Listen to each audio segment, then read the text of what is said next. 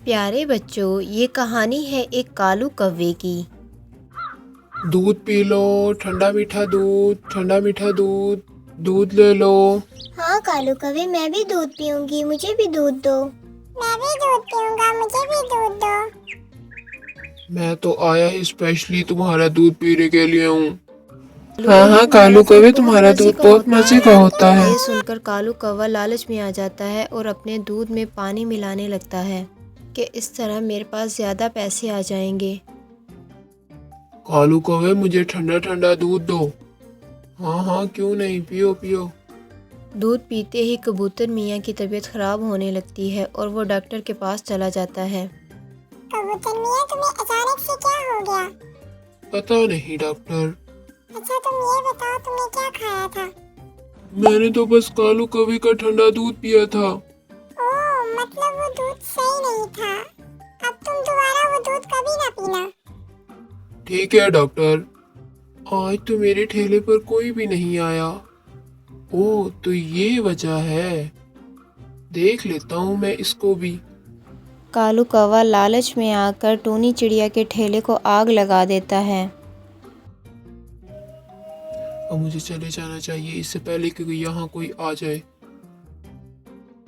टूनी चिड़िया के ठेले को आग लगाने के बाद कालू कौवा वहां से चला जाता है। जब टूनी चिड़िया वहां आती है तो बहुत परेशान हो जाती है कि उसके ठेले को आग किसने लगाई।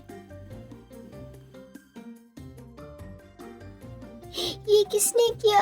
अब मैं क्या करूंगी? अब मैं गन्ने का जूस कैसे बनाऊंगी? वो रोते हुए वहां से चली जाती है। वापसी पे जाते हुए वो क्या देखती है कि पिंजरे में एक परी कैद है और वो उसको बुला रही है। टूनी चिड़िया उसके पास जाती है और उससे पूछती है कि क्या हुआ है तुम्हें। अगर तुम मुझे यहाँ से आजाद कर दोगी तो मैं तुम्हें हर वो चीज दूंगी जो तुम्हें चाहिए होगी। हाँ क्यों नहीं, मैं तुम्हें जरूर आजाद करूंगी। ये कहते ही टूनी चिड़िया उसका पिंजरा खोल देती है और परी आज़ाद हो जाती है। बताओ तुम्हें मेरी क्या मदद चाहिए, क्या चाहती हो तुम? मेरे गन्ने के जूस का एक ठेला था जिसको किसी ने आग लगा दी है। मैं चाहती हूँ कि वो बिल्कुल ठीक हो जाए। हाँ क्यों नहीं, मैं तुम्हारा वो ठेला बिल्कुल ठीक कर दूंगी। अब तुम वापस जाओ। बहुत बहुत शुक्रिया तुम्हारा परी। अब मैं वापस चलती हूँ अपने ठेले की तरफ। ये कहते ही टूनी चिड़िया वहाँ से चली जाती है और वापस अपनी ठेले के पास आती है।